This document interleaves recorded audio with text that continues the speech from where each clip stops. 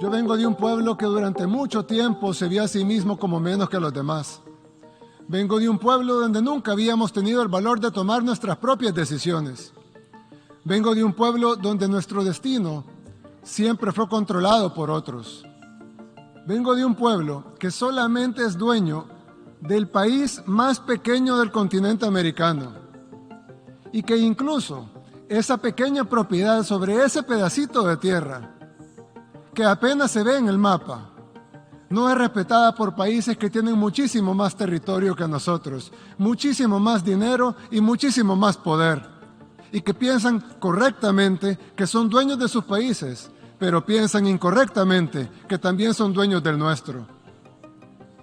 Por eso digo que la libertad es algo por lo que aún luchamos en nuestro país, en El Salvador.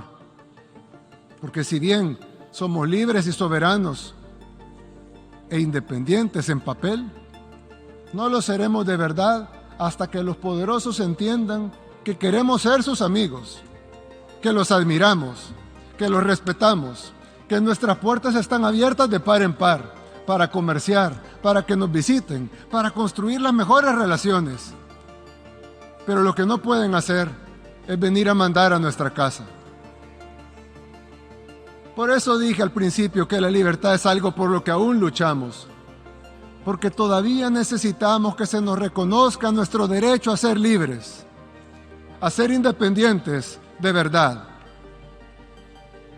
Quise utilizar este podio para decir estas palabras, porque tal vez no solo resonarán en mi país, El Salvador, sino también en otros pueblos del mundo, que como el mío, quieren construir su propio camino, con libertad. Unos podrán hacerlo antes, otros después. Para unos será más fácil, para otros será más difícil.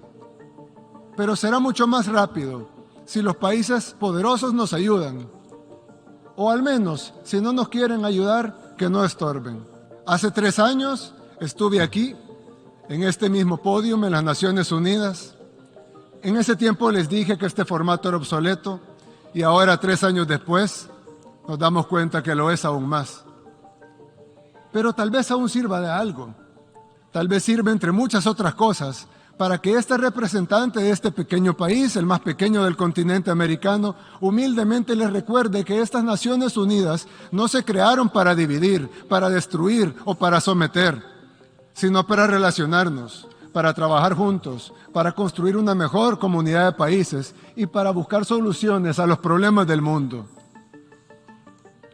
Vine hasta acá a pararme en este podio, en un formato en el que ya no creo, para decir algo que lo más probable es que de todas maneras no cambie la forma de que los países poderosos ven a los demás, pero tal vez sí cambie la forma en que los países en vías de desarrollo nos vemos a nosotros mismos. Si después de estas cortas palabras se ha logrado algo de eso, o al menos que un puñado de individuos que se verán a sí mismos con respeto y que sepan que son capaces de construir su propio camino, entonces valió la pena venir hasta acá, a hablar en este formato obsoleto. ¿Y quién quita? Tal vez con el tiempo, tal vez surgen otras naciones, surgen otros pueblos que también decidan luchar por su libertad. Y entonces, las Naciones Unidas habrán vuelto a ser relevantes, al menos para este humilde servidor. Por ocultar la verdad, verán morir la selva y las democracias. La guerra contra las drogas ha fracasado. La lucha contra la crisis climática ha fracasado. Han aumentado los consumos mortales de drogas suaves, han pasado a las más duras. Se ha producido un genocidio en mi continente y en mi país han condenado a las cárceles a millones de personas. 40 años ha durado la guerra contra las drogas. Si no corregimos el rumbo y esta se prolonga otros 40 años, Estados Unidos verá morir de sobredosis a 2.800.000 jóvenes por fentanilo. ¿Qué es más venenoso para el ser humano? ¿La cocaína o el carbón o el petróleo? El dictamen del poder ha ordenado que la cocaína es el veneno y debe ser perseguida, así ella solo cause mínimas muertes por sobredosis y más por las mezclas que provoca su clandestinidad dictaminada. Pero en cambio el carbón y el petróleo deben ser protegidos, así su uso pueda extinguir a toda la humanidad. Proponen que el mercado nos salvará de lo que el mismo mercado ha creado. El Frankenstein de la humanidad está en dejar actuar el mercado y la codicia sin planificar, rindiendo el cerebro y la razón, arrodillando la racionalidad humana a la codicia. ¿Para qué la guerra si lo que necesitamos es salvar la especie humana? ¿Para qué sirve la OTAN y los imperios si lo que viene es el fin de la inteligencia? El desastre climático matará centenares de millones de personas y oigan bien, no lo produce el planeta, lo produce el capital. La causa del desastre climático es el capital. La lógica de relacionarnos para consumir cada vez más, para producir cada vez más y para que algunos pocos ganen cada vez más. Es eso lo que produce el desastre climático. La humilde historia de mi patria, puedo decirles con mucha convicción que el camino para enfrentar los problemas que aquejan a nuestras sociedades se pavimenta con más democracia y no con menos, incentivando la participación y no restringiéndola, fomentando el diálogo y jamás censurándolo, y por sobre todo, respetando a quien piensa distinto, incorporando sus puntos de vista y entendiendo que el tener opiniones diversas no nos vuelve enemigos.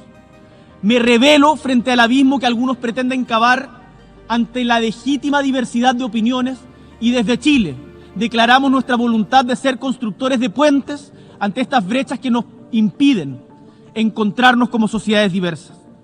Algunos han querido ver el resultado del plebiscito como una derrota del gobierno. Y con toda humildad quiero hoy día decirles a estas Naciones Unidas que nunca un gobierno puede sentirse derrotado cuando el pueblo se pronuncia. Como resulta evidente, en estos días ningún país, sea grande, pequeño, humilde o poderoso, puede pretender salvarse solo. Lo que ocurrió en mi patria no fue casual, no fue casualidad, sino la consecuencia de innumerables historias de dolor y postergación que se fueron incubando y afectando el corazón mismo de nuestra sociedad. Y quiero decirles que aquello, aunque no se espere, puede pasar en sus países también. Por eso los quiero invitar a anticiparse, a anticiparnos todos juntos en la búsqueda de una mayor justicia social, distribuir de mejor manera la riqueza y el poder debe ir de la mano con un crecimiento sostenible, y tengo la profunda convicción, que espero sea compartida, de que aquello es posible. Señor presidente, América Latina, una tradición democrática y al mismo tiempo representa los índices de mayor desigualdad social. Pero los pueblos latinoamericanos siguen transitando por la fuerza histórica de la justicia de su causa, por la búsqueda de sociedades más justas, más igualitarias, con mayor cohesión social, donde el bien común sea la casa de todos, sin ninguna exclusión. En el Perú, estamos transitando ese camino. La democracia supone la existencia de posiciones políticas. Esas posiciones políticas opuestas, en eso consiste la libertad. Pero la gobernabilidad democrática existe el respeto a la institucionalidad y sobre todo a la voluntad popular. Los golpes de Estado, sea cual sea su modalidad, o el poder de Estado que los impulse, son ilegítimos. Atentan contra la expresión soberana de la voluntad popular. De la misma manera que en las crisis externas, toda crisis de gobernabilidad o de enfrentamiento entre los poderes de Estado debe resolverse con el diálogo y con la concertación y el pleno respeto de los resultados electorales. La Carta Democrática Interamericana, que es un aporte del Perú a la democracia en las Américas, así lo establece de manera enfática. En este mundo donde las tendencias al conflicto se acrecientan, como en las crisis políticas internas, necesitamos de 4 pilares para defender la gobernabilidad, para defender la gobernanza, y esta gobernanza tan importante, la gobernanza democrática: el respeto a los pueblos, la voluntad de solucionar los conflictos por la vía de la negociación, el respeto a los derechos humanos y a la institucionalidad del Estado de Derecho. Soy el jefe de Estado de un país multiétnico y pluricultural, con más de 3.000 años de desarrollo, de altas civilizaciones que han tenido dificultades para eliminar el racismo y la desigualdad social. Mi gobierno simboliza las demandas, simboliza las aspiraciones e ilusiones de quienes no han tenido nada o tuvieron muy poco para integrarse a la vida nacional como actores de su propio destino. La agenda de la inclusión social en el Perú es la del nuevo pacto social que las Naciones Unidas desean para todos los pueblos del mundo. Mayor equidad para reducir las brechas sociales.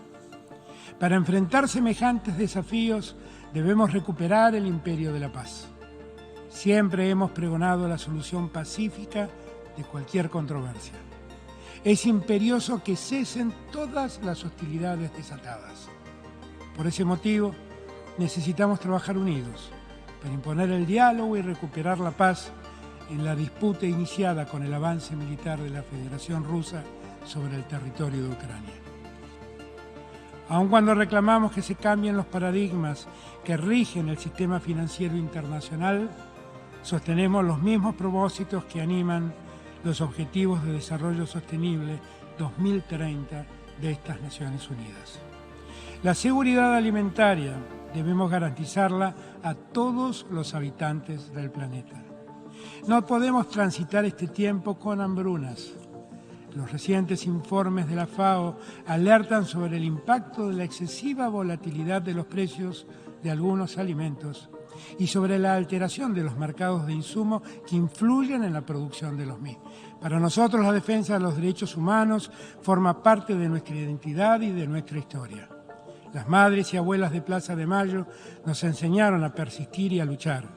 Ellas nos marcaron el camino para que, con voluntad política y consenso social, pudiéramos llevar a cabo un proceso de erradicación de la impunidad único en el mundo, basado en la memoria, la verdad y la justicia. Los imprescriptibles derechos de soberanía de la República Argentina sobre las Islas Malvinas, Georgias del Sur, Sandwich del Sur y los espacios marítimos circundantes. Forman parte del territorio nacional argentino y se encuentran ocupados ilegalmente por el Reino Unido desde hace ya casi 190 años. El pedido formulado a través de la Resolución 2065 del año 1965 se ha mantenido vigente y se ha renovado en múltiples ocasiones. El Reino Unido persiste en su actitud de desoír el llamado a reanudar las negociaciones respecto de la disputa territorial. Más aún, agravó la controversia por sus llamados a la explotación ilegal de los recursos naturales renovables y no renovables en el área. También insiste con la injustificada y desmedida presencia militar en las islas, que no hace más que traer tensión a una región caracterizada por ser una zona de paz y cooperación internacional. Solicitamos al secretario general que renueve sus esfuerzos en el cumplimiento de ese mandato y que el Reino Unido se avenga a acatar el llamado de la comunidad internacional y ponga fin a esta anacrónica situación colonial.